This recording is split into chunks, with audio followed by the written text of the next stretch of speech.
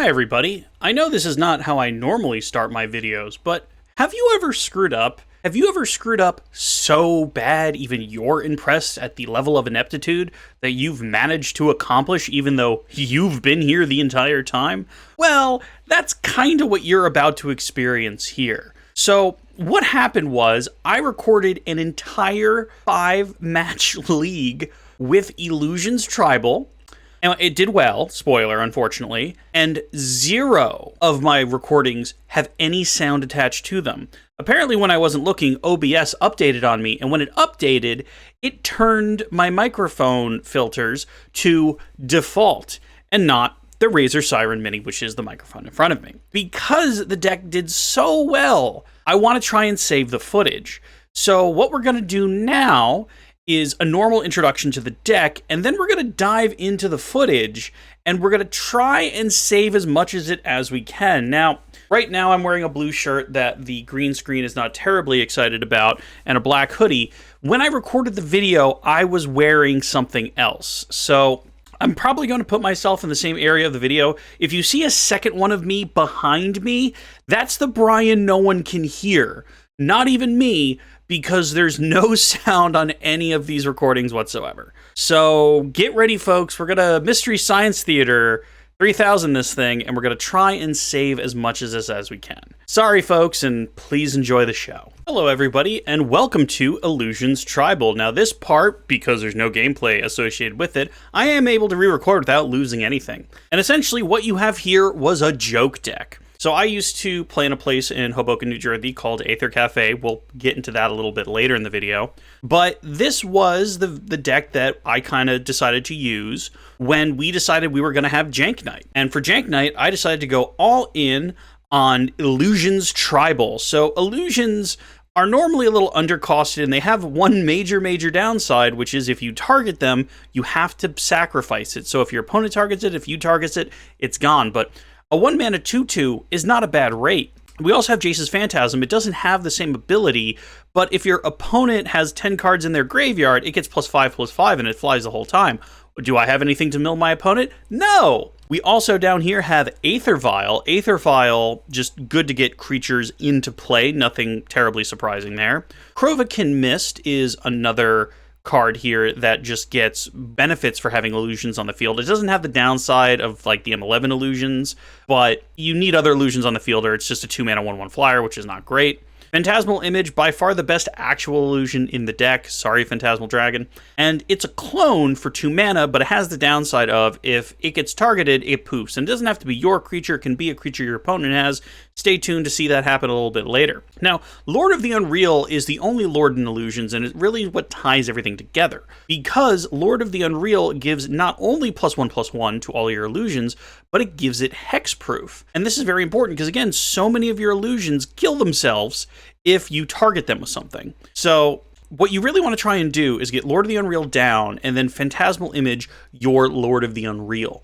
And then you have a Lord that pumps itself, because this says all illusions, and he's not an illusion, so he pumps himself when it's a Phantasmal Image, and it also gives himself hexproof at this point. So at that point, you just have these boggles that get bigger and bigger the more you get them down. We also have Metallic Mimic, which is an honorary illusion. It can be whatever you want it to be. It'll also give counters to things as they come in. We have Illusionary Angel, which is just a good value creature, and is probably one of the first things I'd cut if I was ever doing this deck seriously, because it's really hard to cast, because you would cast it minimum turn 4. Also, it's really just there to be Vial, but then you have to put your Vial on 3, and the only 3 drops are Illusionary Angel. Well, outside of Vendilion Click, I suppose, but Vendilion Click isn't an illusion. It's the best card in the deck, but it's not an illusion. It's good against control, good against getting removal out of your opponent's hand, good against combo, it has flash, it's just a good creature. Maybe it should be a Brazen Bar, but I was using Vendilion Clicks then, I'm going to use them now. 4 Dismembers, colorless removal. Technically it's a black card, but you just take 4 life and you blow up most threats in Modern. Lands, we got 2 Castle Vantresses, again, they're basically free to run in a deck like this. 1 Cavern of Souls, I only own 1. A whole bunch of islands, feel free to count those islands. And 4 Mutavaults, because they also become illusions, so they get pumped with everything else. And that is your main deck. Now, in the sideboard, we have a single Spell Pierce against control and such. We have 2 Echoing Truths to pick things up out of the way and yeet them across the room. Not necessarily just creatures, because this is all permanents as well. Phantasmal Dragon, just in case you need to get it over the top a little bit more. It's also a bigger body, but it does have the major downside of it's a 4-mana 5/5 flyer that if they target with a Renin 6, it dies immediately. 2 Relica Progenitus. As I've stated in multiple videos now, everybody needs to be running Graveyard Hate. Everybody, everybody, everybody. And this deck is no different, so it has 2 relics. And finally, 3 Dampening Spheres, good against things like Combo, good against things like Tron, just an overall fine card to have, considering that you're probably only playing 1 spell per turn anyway, and also most of the time you're vialing stuff in, so you're good. And that's the deck, and that's the end of the easy part of this video. So now let's go into the old footage, and let's try and save as much of this as humanly possible. All right, match 1 was against Rakdos Scam, and let's go ahead and let the Brian behind me talk a bit. As you can see, I was having trouble with my green screen, this entire recording being cursed. So the opening hand, I believe we kept this because we had so many vials. So first thing that really happened after we played a vial is our opponent played a Voidwalker. On our turn, all we really did was play out a Metallic Mimic just with the mana and tick up our vial. Our opponent comes screaming in with 1 Voidwalker and then proceeds to cast a second Voidwalker. On our turn, we managed to hardcast a Kurovakin Mist, and then we proceeded to pass. We have Lord of the Unreal that we could put in with the Aether Vial. Our opponent then essentially plays Grief, pitching Undying Malice. Once we saw Grief was coming down, we decided to activate the Aether Vial in order to get down Lord of the Unreal, giving up on the Metallic Mimic. Now, the surprising part of him taking out the Metallic Mimic is he didn't have some sort of black card to bring the Grief back. But I suppose after he looked at her hand, he pretty much decided it wasn't necessary. And then a Fury showed up. Pretty much once I saw the Fury, I was done and decided to scoop and try again in the next game. Yeah, with a board like this, I'm not surprised I scooped. Sideboarding, we brought in the Spell Pierce and 2 relics, again, just to try and screw with the guy. I looked at Phantasmal Dragon, and I pretty much admitted to myself that, yeah, I don't think we're ever casting that. It probably shouldn't be in there. All right, so we get to go first, of course, because we got Romfel Stomped the first game. First thing we decided to do is lead off with a Relic of Progenitus and just pass. This way, if our opponent only had the first play as to try and double us up with an Elemental, we could get rid of it. However, our opponent casted a Ragavan just right off the bat. We played an Aether Vial and passed our turn, keeping up our Dismember to kill when he attacked, as you just saw there. Now, with the rest of his turn, our opponent plays an EE with 1 mana for 0, and we were very confused. You can see very confused Brian back there. Why they would do it for 0? We're pretty sure they meant to do it for 1 color, but they did it with the Graven Karns as opposed to the Blackcleave Cliffs.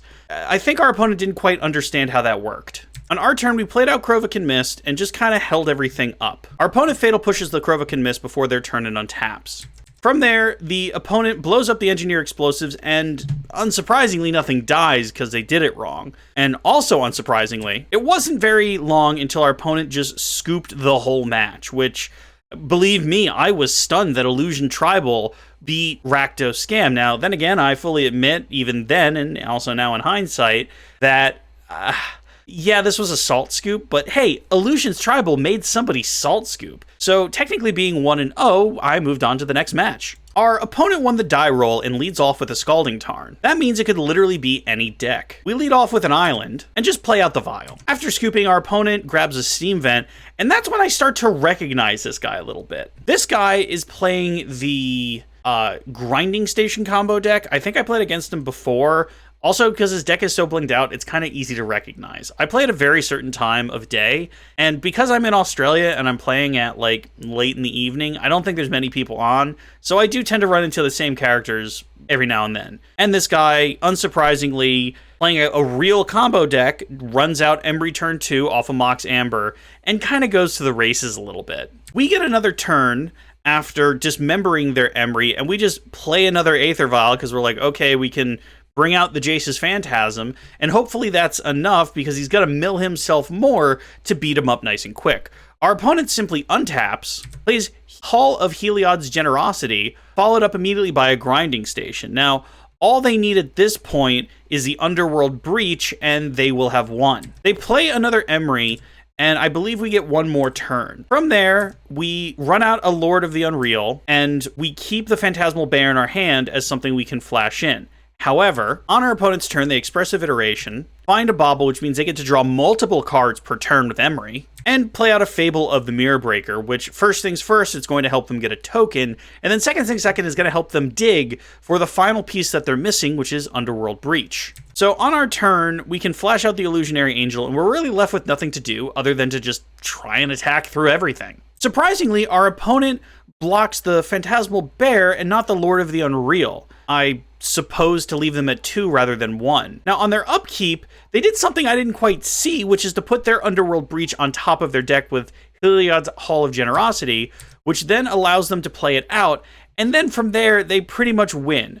Because they have a Mox Amber that they can Grinding Station, then with Underworld Breach, they can always bring it back out, and then eventually, they just win with Thassa's Oracle once their deck is at 0.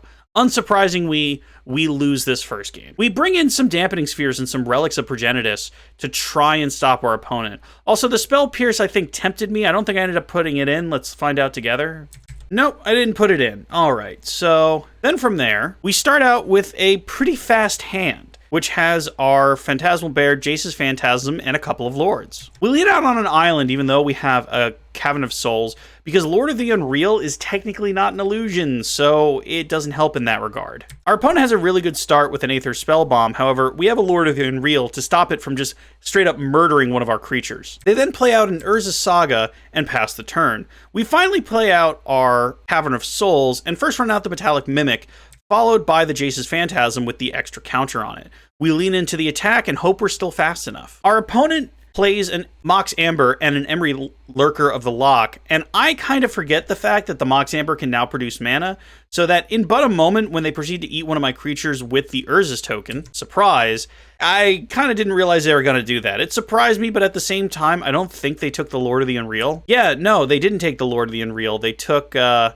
2 creatures to not die. However, we had the Dampening Sphere in hand, which we proceed to play, which kind of locks them out of their combo unless they can get rid of the Dampening Sphere. Also, they're at 4, and we have a flying 3/3, so that's helping us as well. Once we get down our Lord of the Unreal that we top deck, we're able to kind of close this game out and move on to game 3. And by that, I mean there's one more turn where I had to play another Lord of the Unreal, and our opponent drew their card and then scooped. So for game 3, we didn't change anything, but also, as you'll see, I didn't mull aggressively enough to hate pieces. So we find ourselves with a hand that looks like this, which is actually quite aggressive. We can just keep playing Krovikan Mists and Phantasmal Images and hopefully close out the game pretty early. However, our opponent, wow, I'm getting tongue-tied, proceeded to pretty much just play out an Emery immediately, thanks to it getting downcosted to the 0 mana artifacts. They also got to draw almost immediately thanks to Mishra's Bauble. Our turn was a little less impressive, running out a Mutavault to play an Aether Vial. Our opponent, unsurprisingly,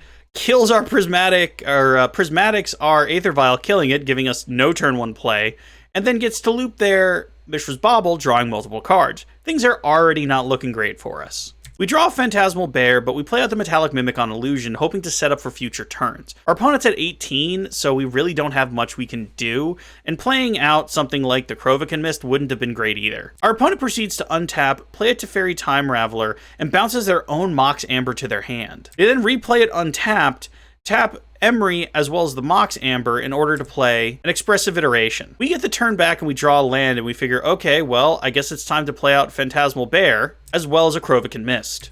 Our Phantasmal Bear eats it immediately thanks to a Lightning Bolt. I was kind of surprised that the Phantasmal Bear ate it and not the Krovikan Mist, but then again, I guess it's a 1/1 flyer. Our opponent proceeds to Underworld Breach, and I'm pretty sure at this point we're dead, but we gave it a second to see if they had the Grinding Station. They indeed had the Grinding Station in the graveyard, were able to play it, loop, and win the match. So at this point, we're 1-1, which is kind of what I'm more expecting out of this deck. Game 3, we have a decent opening hand, and we even win the die roll. We open up by playing Aether Vial. Our opponent plays a basic mountain, and then proceeds to tap it for no play. I'm left confused, but happy that they didn't have a play, which is, you know, nice all things considered.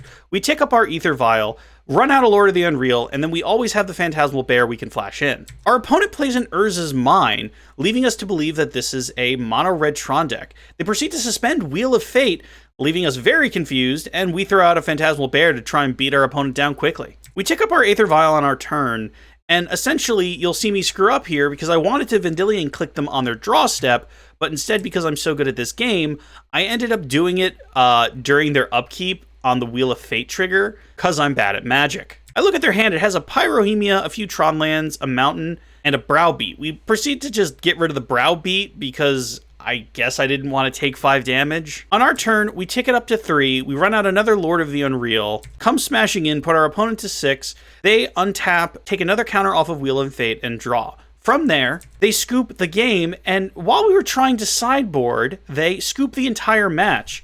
So this is the second time somebody has salt scooped to us. So technically at this point we're 2-1, even though both wins are after we beat our opponent once due to salt scooping. So apparently Illusions is the saltiest deck in Modern. We're up at this point to match 4 with a positive win record. I'm as surprised as anyone else. We win the die roll again and lead off with a turn 1 Aether Vial, doing our best Merfolk impersonation. Our opponent also leads off with an island, but they don't do anything else, so we don't know what we're playing against yet. We play out a second island, and we run out Mama Bear, followed shortly by Papa Bear, and finally at the end of their turn, we run out Baby Bear. Now, if you're wondering if I made this joke while recording as well, yes! We come screaming in for 6 on our next turn after our opponent doesn't do anything turn 1. Again, on our opponent's turn, we realize their Twiddle Storm. Again. They managed to find the Lotus Field on turn 3, and we're pretty sure we're dead at this point. Mercifully skipping through, if you just keep an eye on his graveyard, you can see how often he twiddles. He twiddles a lot. He twiddles a lot for a long time, but he didn't twiddle fast enough to stop the 3 bears, and we tick up again, knowing that we have an Illusionary Angel in our hand. We run out the Lord of the Unreal, making our bears even bigger, and finally run out an Aether Vial. We come screaming in and put him to 5, and at this point, we're shields down and just kind of, crossing our fingers. He Viziers of the Tumbling Sand to start out his Twiddle Storming, plays another land, Psychic Puppetries, and apparently can't get there and scoops the game. For sideboarding, we bring in our Dampening Spheres and our Relics of Progenituses. They're really the only thing good we have going on here. I believe we take out our Dismembers because there's really no targets. We take out an Illusionary Angel and an Aether Vial, and we run it like that. Our opponent leads out with an island, and our hand, packed with 2 relics, leads us to wonder what we should do. I decide to play the relic first. Or, oh, my bad. I decide to play a Vial first, I guess, because I figured getting stuff out faster was better than stopping him from winning. You could tell I'm a really consistent Magic player, and I can't even keep my story right now, and this is after the fact. We took our Aether Vial up and we play a Relic of Progenitus. At this point, we're kind of leaning on the fact that we think our opponent needs a Past in Flame in order to murder us. Our opponent does nothing on their turn 3, and we get to untap with a Phantasmal Bear. We play out a Metallic Mimic, and then we Vial in our Lord of the Unreal, and we come screaming in for 3. We leave 1 mana up in order to pop Relic in case next turn, when they're on their turn 3, which is when Twiddle Storm can go off, we can stop them, assuming they need their graveyard to do stuff. On our end step, they consider and bin a Reach Through the Mists. Our opponent, what's that called? Transmutes to get a Lotus Field. We start eating their graveyard, just being diligent about it. No reason to pop it yet, but hey, keep one eye on it. We draw another Aether Vial, and first thing I should do is just attack. Yep, I animate my Mutavault, and I come in swinging. Knock them down to 6, they have to win next turn, and we have a Relic that is still essentially sitting there. Our opponent starts out by floating a lot of mana and then playing the Lotus Field. From there, they twiddle off for quite a bit. Let's just try and skip through as much of that as possible. And at this point, we're kind of waiting to see what happens here. They actually get all 4 of their Peer Through Depths. I was surprised Merchant Scroll was in Modern. 8th edition, it's where everything snuck in. They keep going, but again, we're sitting here with our Relic of Progenitus, waiting for them to try and Past in Flames, and we could just make their graveyard go away. Unless they can Past in Flames, Wish, and kill us all in one go, we should have the match. Our opponent proceeded to salt out for a bit. Yep, it's not doing nothing. Yep, nothing. Finally, they come back after a long time, and they peer through the depths. They do have a Psychic Puppetry in their hand, so every time they peer through the depths, and they do chain all 4 together, they manage to dig through their deck a little bit more and tap and untap Lotus Veil. Finally, they just give up, finding no way through Relic of Progenitus. You could tell other Brian down here is having such a good time being 3-1 and going to the final match. So here we are in the final match, and our opening hand is nice and aggressive. We keep. Our opponent did win the die roll and leads out with a Verdant Catacombs. We have no idea what they're doing, so we kind of chill out for a bit and open up with our Phantasmal Bear. Fear the Bear. Our opponent cycles a Street Wraith, which leads me to believe that we're playing against some sort of shadow. Anybody who watches this channel knows one of my good friends here in Australia, the aforementioned Ron, pretty much exclusively plays shadow. So I have a lot of experience playing against a lot of different versions of shadow. And this one happens to be, is this Mardu? Mardu Shadow? I think it's Mardu Shadow. That's the red, white, and black one, right? And leads out with a Kroxa, and we give up on Vendilion Click. We draw a Mutavault, but play out the Lord of the Unreal instead, because our opponent's deck has a lot of removal. We're just kind of crossing our fingers and hoping that our Phantasmal Image can come down next turn, copy our Lord of the Unreal, and lock our opponent out of removing anything other than the original Lord of the Unreal. Our opponent untaps, doesn't really do much of anything other than play a tiny Shadow, and we come out with a Phantasmal Image, and we're crossing our fingers they don't have removal. But guess what? They got a Lightning Bolt, down goes Lord of the Unreal, so now we spent 2 mana to make another Phantasmal Bear. We play out another Phantasmal Bear, a real one this time, to again make our 3 bears reference, and hope our opponent doesn't have much more going on. Our opponent plays Acclaim to bring Kroxa back out from the dead, and also Giver of Runes is now on the field, meaning that if we don't kill our opponent soon, they're just going to be able to be unblockable. Kroxa goes back in the graveyard after we give up on 1 Krovikan Mist, and our opponent doesn't attack and pass the turn. We play out a Krovikan Mist, which is actually pretty big at this point. It's a 4/4 flyer, and we also have the Mutavault. So at this point, an attack doesn't make a ton of sense, but if our opponent decides to crack that fetch land, as you just saw them do, then we're actually pretty close to killing them because we have a Mutavault. They bring out the Kroxa and deal us 3. However, because when Mutavault becomes a creature, our Krovikan Mist becomes a 5/5, and they can only block 3 creatures, so we manage to kill them. As you can tell, I was having a real good time back there, managing to jank them out game 1. From there, trying to figure out what to do against our opponent here. I figure taking out the Illusionary Angels, because they're kind of hard to cast and they probably shouldn't be in the deck. I also say maybe I should just take in the Spreading Seas, and I end up putting in a Spell Pierce, 2 Echoing Truths, and 1 Illusionary Angel. Take out 2 Vials, put in 2 of the Relics of Progenitus, and that's about it. From there, we're given our first hand we have to mulligan, really, into a hand that seems fine. We draw another Mutavault because drawing lands at this point is the only thing we don't want. They play a Voidwalker, and we just decide to dismember it off the field, not entirely sure why. Our opponent plays a Baby Death Shadow and a Scourge of the Skyclave, which scares me until I remember I get to Phantasmal Image their Scourge of the Skyclave. So now we both have one. That seems fair, right? Our opponent Prismatic Endings are illusion, thus forcing us to sacrifice it, and we get sad. We get crunched, and the Scourge gets super big, and they get a second Scourge, and we say, you know what, we're up 1 game, let's try game 3. I don't believe I do anything to the sideboard, I think I just kick it back out. Oh no, I bring in the Spreading Seas. Why did I do that? Apparently I bring in the Spreading Seas because, you know, that seemed like a good idea at the time. So here we are with another hand that if it finds the island will be quite good. We open with a Phantasmal Bear, and we ship to our opponent who does nothing turn 1 other than play a land. At this point, we can run out our Krovikan Mist, but we decide to go in for an attack first, at which point they crack their land and Fatal Push our bear, which actually means we get to Spreading Seas them. We draw an island off of Spreading Seas, which puts us in a decent position, but they still manage to play a dashed Ragavan, which we're going to get hit with. They find nothing of importance. In fact, I would rather pay 2 life to not draw a land. However, we draw another Lord of the Unreal, so we have 3 Lord of the Unreals, but only 1 actual illusion in our hand. Our opponent plays out a Death Shadow and a Scourge. We play out a Phantasmal Image and hope they have no 1-mana spell. They didn't, so now we have a Lord of the Unreal who's hexproof and is buffing himself. We also play out a Krovikan Mist and pass the turn. Now we're on for the grindy game, and once they kill our original Lord of the Unreal, we don't actually have to worry about any removal because it can't target any of our stuff. They come in with the Death Shadow. I know full well it can become a 4/4, but I decide to trade the Krovikan Mist for the Death Shadow so that they would have less creatures. Also, if we got hit with the Death Shadow, their Scourges would get bigger, and they have 2 of them, which is not great.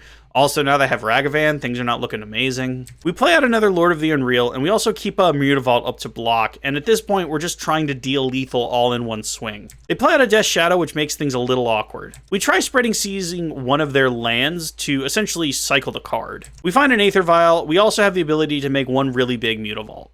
Our opponent attacks with the Shadow, and we do something silly where we block with the Mutavault and 2 of the Lord of the Unreals, so we lose everything when we could have just done 1 of the Lord of the Unreals, but hey, I'm a silly person. So all of our stuff dies. They have 3 2/2s, essentially, and we have 1 3/3. They Thoughtseize our final Lord of the Unreal out of our hand, and at this point, we're just swinging for the fences. We find an Echoing Truth, which is very interesting, because that means we can make the Scourges go back to their hand. On their turn, they attack with a Ragavan and a Scourge, and we block the Ragavan to kill it, and we Echoing Truth our opponent's Scourges multiple back to their hand. They play out one of the Scourges and let us take our turn. We find a Krovikan Mist, which we play after we attack with our 2 creatures, put them to 1, they kick their own Scourge, which kills them, which again was the funniest thing to Brian the other night. And those are the games. Let's go to the wrap-ups. Okay, so as you guys kinda, sorta saw, it went 4-1, and that's probably a big reason why I didn't want to give up on the footage. Because I don't think I can ever make this pile go 4-1 ever again. Guys, I am so sorry this happened. I gotta keep a closer eye on my thing here to try and make sure this doesn't happen more than once. However, let me know if you like this more succinct version of recapping the games. I know the first game was a little rough on the recapping, but hey, we got there. You guys got to saw the video. The deck runs fine. In fact, Liam, you actually had a shout out in the original video. You had a shout out in the beginning because you were the one who wanted me to do a whole bunch of tribal decks that I really can't afford, but I have this tribal deck, and there was a whole joke about how Illusions Tribal is bad merfolk, and merfolk is bad spirits, and spirits is bad humans. But, you know, it's lost to time now. Super quick, let's Black Void. And I'm just going to show off the first thing on my table, which is literally just the new Urza. I don't play a lot of Commander, but when I saw that they came out with a deck that was 100% old border, I absolutely jumped on it. And for the first time in a while, I'm building a Commander deck, and I'm just going to build Urza 100% old border. I'll hopefully show that up in the future. Again, guys, I am so sorry this one got botched. It was so much fun recording it. I was having such a good time. And it won. It went 4-1. I went 1-4 with Dredge the other week. And 4-1 with Illusions Tribal? Are you kidding me? Super big thank you for everyone who's made it this far. If you want to see me botch another video with a deck perhaps that you recommend, send it to heydummyplaythis@gmail.com. That's heydummyplaythis@gmail.com. And I will do my best to screw that up somehow too. I joke, but thank you guys very, very much for watching. I don't know if there's going to be a video next week because I am going to be on a work trip for a week. But hey, hopefully I'll figure out something I can do. Normally I would have been editing tonight and not recording again, but I'll see what I can do. Thank you guys for watching. I will catch you all next time, and later.